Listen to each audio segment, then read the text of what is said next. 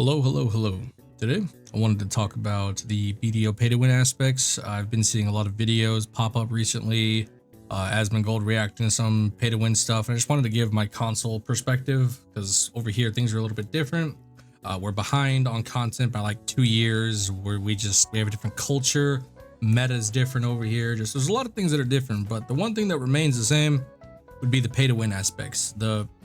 It's about the same thing over here. It's not really feasible to pay to win. The money that you would have to put in is astronomically high to the point where you would just it's like upwards of $10,000 for one singular pen accessory if you were to just do it via selling outfits. Before we get into all the nitty-gritty stuff, I just kind of want to express that paying to win, though it has certain aspects are in BDO, like the tent, for example, very pay to win. I'll talk about that later on, but for what it is, speeding past the journey of gearing and experiencing different guilds and going just through the motions, you are missing out on pretty much what makes BDO fun and interesting. Because I can assure you, if you try and speed past the journey, you're going to be met with a lot of disappointment, because getting towards the end is one of the worst things that you could do in Black Desert Online. Believe me, because I wanted to reach the end point early on when I was still a gearlet and stuff. I was like, oh dude, I just want to get AP so I can fight a ton of people and just beat everybody up. And now I'm at that point. I have all the gear in the world, and all I want to do is fight people. And guess what? There's nobody left to fight. There's literally nobody. There's nobody on this game. People are just sitting in safe zones all day. There's no PvP happening whatsoever. There was a little GVG earlier. My guild was fighting, but I was trying to record this video, so I didn't get to pull up to that because I was busy making this. But yeah, I mean, there's not really a ton of PvP that goes on anymore. And when it does happen, it's not fun PvP. It's like a Zerg fest where it's just one guild brings 30 people and then everybody disappears and, you know, scatters like cockroaches, and then it's just a wrap. And there's not really a good guy and bad guy when it comes to Zerging. Everybody does it. It's just a matter of which guild is capable of Zerging at that time. Sometimes my guild Zergs. Sometimes there's only 4 of us and the next thing you know, we're fighting 30 people. Everybody is guilty of Zerging, and the fact that people just, you get mad at it and just like, oh, all that guild does is Zerg. It's like, well, let me tell you right now, because if your guild was active enough, they would Zerg too, because that's just what happens. Everybody thinks that, you know, they just call your guilds and whatever, and it's like, oh, I called 50 people over here. No, they just showed up randomly. Like, that's just, they're on the server. There's only one PvP server. So of course, you know, everybody's gonna dogpile on the big fight. It's just state of the game. So just from a perspective of just trying to skip the journey and skip the growth, the character exploration, the game exploration, trying to bypass all of that, you're only gonna hate what you find at the end, because you're not gonna find happiness. It's nothing but fucking disappointment and depression at the end game. So just bear that in mind, that even if you could pay to win, it's not even worth the payout. You'd spend so much money trying to pay to the end, and then you would have nothing to show for it. But that's enough about that. Let's talk about the pay to win stuff. All right, so we're gonna start with outfits, because I feel like outfits are what everyone ties to pay to win. So there's 2 ways that you can utilize outfits, right?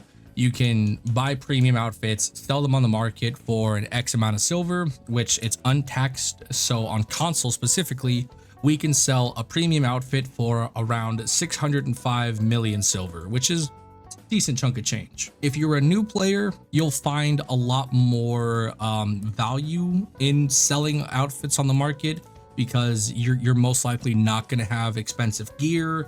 Your upgrades aren't going to be very expensive, so you might find some value in selling these on the market. But the more gear score and the more gear you get, the more your upgrades are going to cost, and 605 million silver is just like a penny drop in the bucket. It's next to nothing. Like right now, for my gear, specifically for my Zerker and Warrior, 605 million silver, that barely covers my fucking like elixir buffs.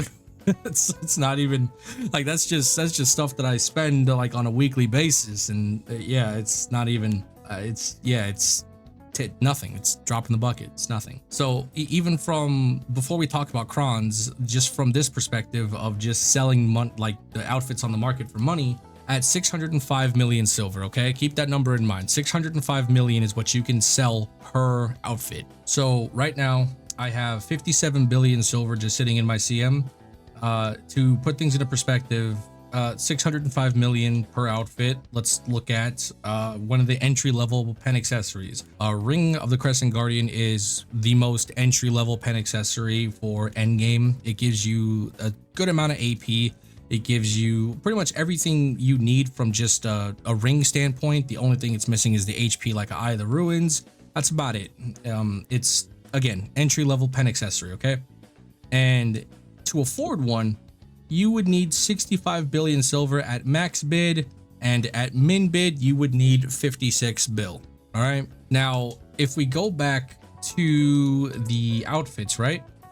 The outfits are selling for what? 605 million, and then it's going to cost you 3,400 pearls to buy that. And how much is that going to cost you IRL money?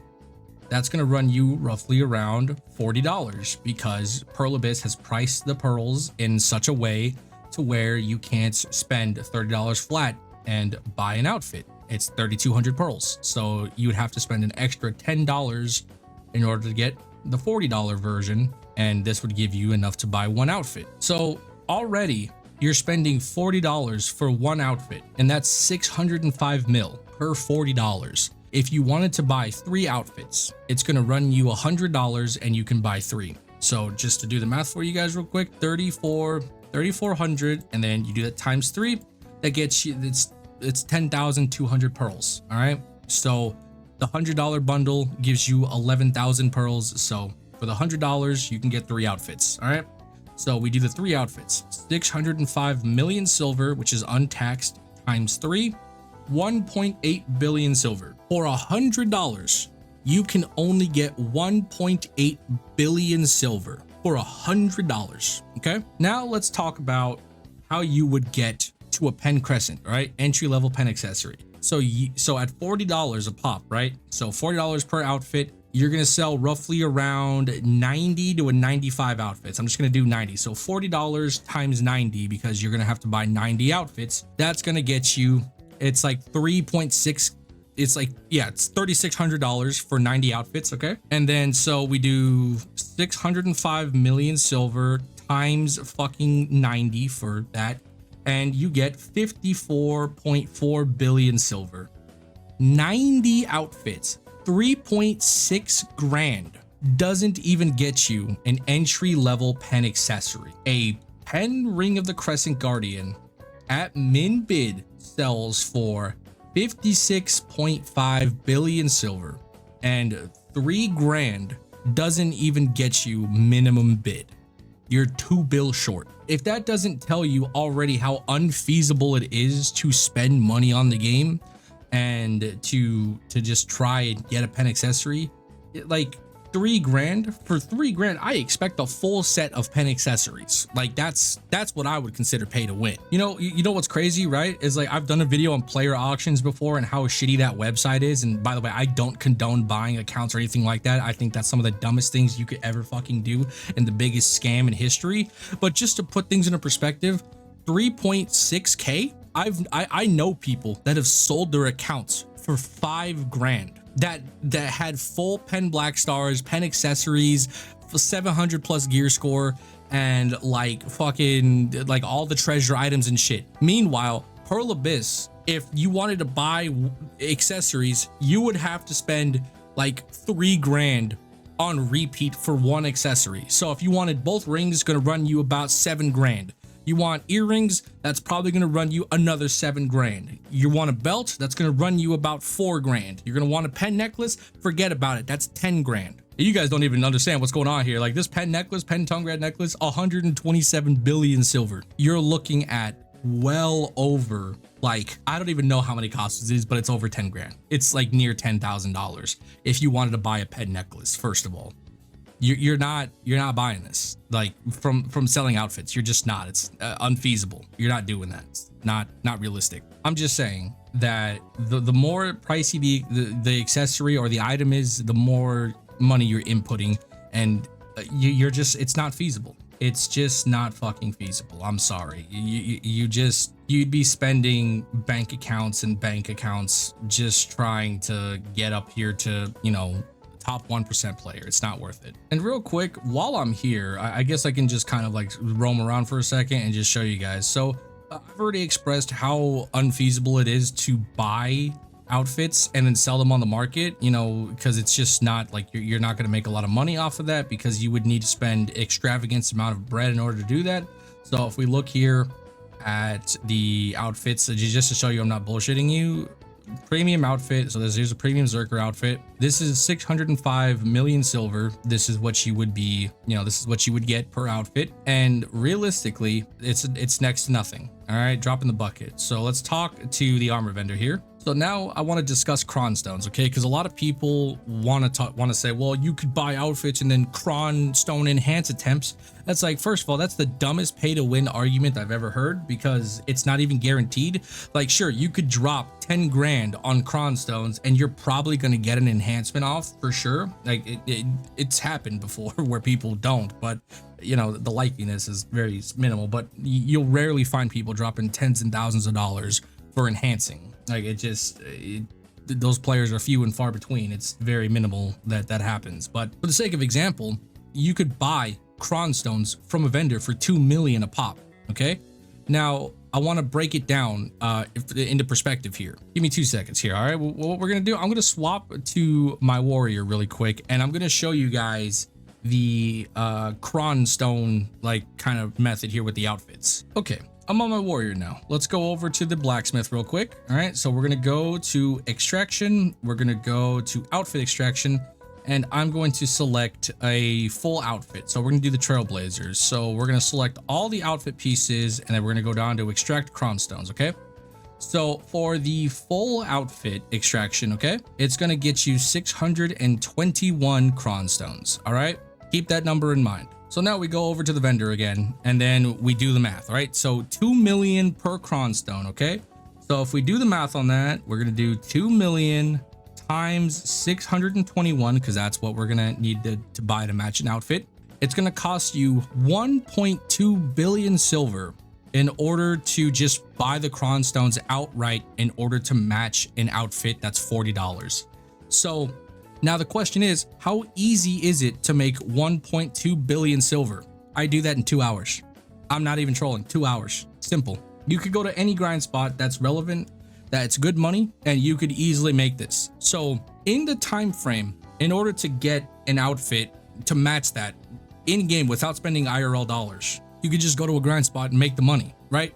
I have 57 billion silver sitting in my CM right now. I could buy well over 10,000 crons with that money. I'm gonna put a screenshot of my loot from Kratuga, which is just a low-end grind zone. You could grind there at like baby level. You could go there in Tuvala and pull decent trash, right? This is my hour. These are my 2 hours in Kratuga. I made well over 1.2 bill in 2 hours, easily. And it's like, what are we talking about here? What people are sitting here arguing about, oh, is this pay to win? Is it, you know, cron stones this and sell the outfits here, this, that, blah, blah, blah. No, no, it's unfeasible. Unfucking feasible. It's not possible. It's not something that you want to do. It's a waste of time and money. So there we go. I'm just going to shut down the outfit arguments and the pay to win aspects about that. It's not worth it. It's not worth it. I know players that have spent money in an extravagant manner for gambling. I had a guy in my guild one time. I won't say his name because people definitely know who it is, but like, this guy was a luxury car salesman. And he would send Pen Manos accessories every single like day. Like he was sending 10 Manos to Pen every day, and he would just laugh it off like he didn't just lose like 30 bill and then IRL money too and buying outfits and etc. It's like, holy shit, this guy is just insane. And I mean, really cool dude. Nothing, you know, he's a normal guy. He's just, he works his ass off, you know, has fun with his gambling, and then like he pays his bills. He's just a normal guy. He has it made like that. He can do that. I don't hate on him. But it's just like, the idea of it is just so ridiculous, because it's There's no logic behind it. It's just fun. It's just fun to him. That's what it is.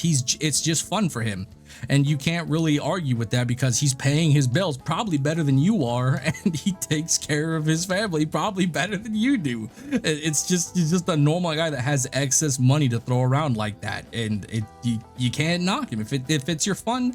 And that's what you got, and it's not affecting your lifestyle, and it's not ruining other people's lives. I mean, fuck it, do what you got to do, man. Whatever makes you happy.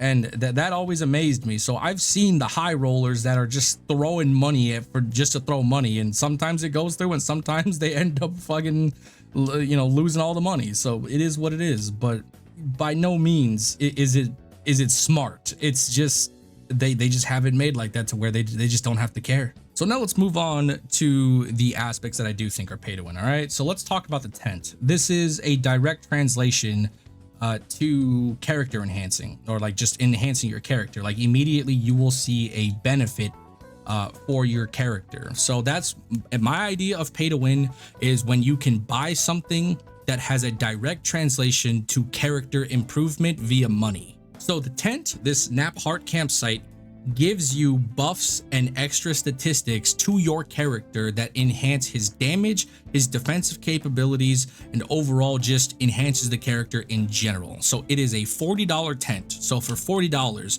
you can enhance any character that you play. Now, what I mean by that is down here, the Villa body enhancement, okay?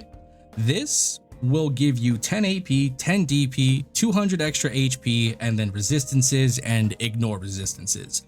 All of these stats are huge in PvP. They are ginormous. You will not find a relevant player not using a tent buff. I'm so serious. Every relevant PvPer that has their salt worth of fucking experience is using a body enhancement. There are very few players that do not use the body enhancement, very few. But this has become such a core integral part of BDO's PvP and PvE that it is just almost necessary. You won't find a lot of people that will tell you that, nah, don't buy the tent, it's not worth it. You'll almost never find anybody that says that. So in my opinion, the tent is probably the one that's the most egregious in terms of PvP, because again, it has a direct translation of currency from IRL into the game that will instantly benefit your character with stats that will make him stronger. So that's my idea of what pay to win is. Now, the other things I want to talk about, which I guess are debatable subjects on pay to win, let's start with pets. I think this is the one that a lot of people tend to talk about because they're like, well, you got to spend a lot of money on pets. No, you don't. No, you fucking don't. All the pets that I have here, I didn't even buy. There are 3 pets I've bought. I bought Young Dumpus, Young Rumpus, and Moneybags. Those 3 pets are the only ones I've ever purchased. Every other pet here, actually, I think I purchased Wumbo. Wumbo, I might have bought 2. I don't remember if it was an event or I bought him. I'm just gonna say I bought him for the sake of just saying that. But every other pet here that I currently own, I've never purchased. I've never bought any of these pets. All these ones here, I've never bought. Only the 4 that I mentioned: Rumpus, Dumpus, Moneybags, and Wumbo. Those are the only ones. In fact, Young Spooky and Big Draco, they literally just gave these out 3 days ago. They just gave those out. So if you're currently playing console BDO, you could get these pets for free. So yeah, I mean, when it comes to pets, I don't consider these super pay to win because they don't have a direct translation to stats. They don't give you any AP. They don't give you any DP. And the pets that do give you extra stats, like the Garmoth pet that I have, this one, you can't even buy this. Like you can't buy this on the Pearl Shop. You have to get it in game via going to Garmoth and getting the drop. And there's a Nuver pet that does the same thing. You go to Nuver and then you do the Nuver cat outfit, and then it'll give you a T4 Nuver pet, which will give you 125 extra HP. Again, all items that can be obtained via in-game, not purchasable via the Pearl Shop. So I don't really see the argument for pets being pay to win. I do understand that, like, the better the pets, the more likely you can get, trash loot. Well, not more likely to get trash loot, but like you're able to get more trash loot, which means you can get more money per hour, and you can use that money to buy stats via gear, of course. But like at that point, we're just nitpicking. You know what I mean? Like I've played this game before I got T3 pets, I shit you not, less than a year ago or so. No, not even less than a year, about a little over a year ago, I was running with T1 pets. Like, me having T3 pets is honestly kind of new. Only in the last year I've had T3 pets. I've been using T1s non-stop because that's how little I paid attention to the pet system. A lot of my older videos where I'm doing grind spot reviews and talking about how much money you make at X grind spot and so on and so forth, all of those were done with like T1 pets. And I'm end game gear. I'm capped. I'm hard capped right now. Like, there's not really much else for me to upgrade, and I still only run like this is my grinding setup. Hold on. This is my grinding setup right here. Doge, Rumpus, Dumpus, Spooky, and Draco. 3 T3s and 2 T4s. I don't even have a T5 pet. I don't even have a T5 pet. That's how little I care about the pet system. There are people that are running full T4s, crazy pets that, you know, pick up faster and have better distance range, so on and so forth.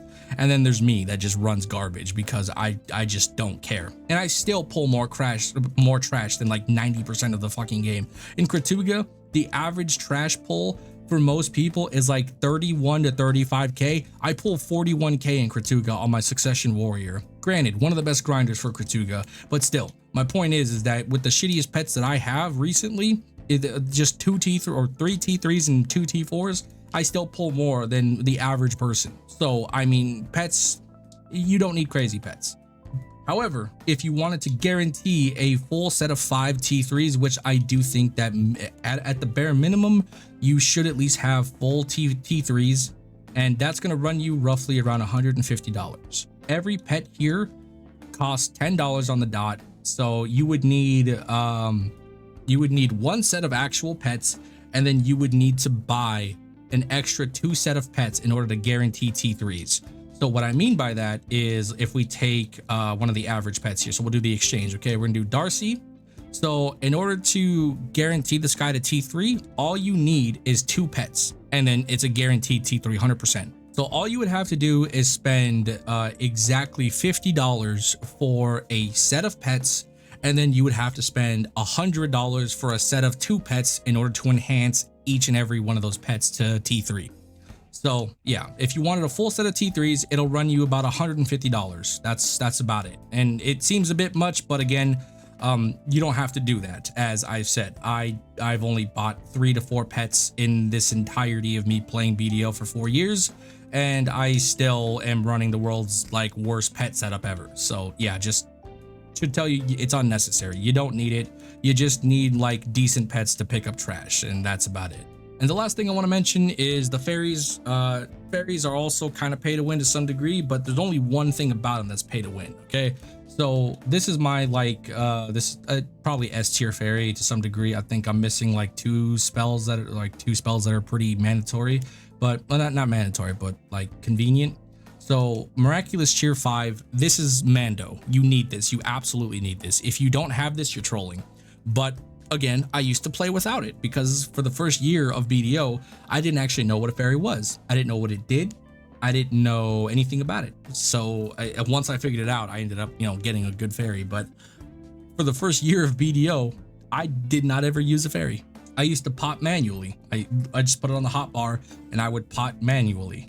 And as far as these other like extra skills here, like these are just convenience, like Feathery Steps, which just reduces the weight by 125%, which all that means is you can just, you know, go over your weight limit by 125%. So whenever you have so much stuff in your inventory, if it says like you're overweight, as long as you don't go over 125%, you'll still walk normally. That's not really necessary. That's just convenience. And again, Fairies tier 4, this is also just a convenience. You know, you can resurrect yourself every hour, so it's basically a free tier. You know, you can revive yourself after dying every single hour, that's cool. Not really needed, but it's cool. Inexhaustible Well, absolutely useless, worthless skill.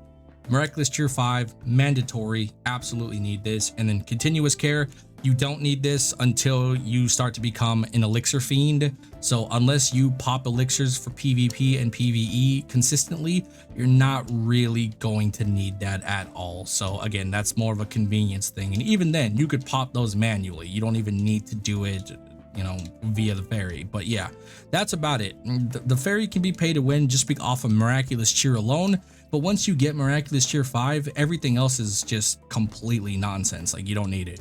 So yeah, that's everything, at least that I want to talk about. There's not a whole lot to it. I don't think paying to win in BDO exists anymore. I don't think it really ever did in terms of practicality. Like, back in the day, it used to be really prevalent, but that was because the game was just so shit in terms of just like price to performance. Like, everything, like, you used to make like 10 mil an hour and that was considered good.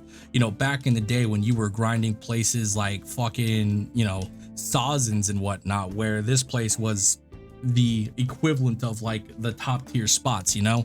That was a long time ago. Those days are long gone, and that doesn't happen anymore.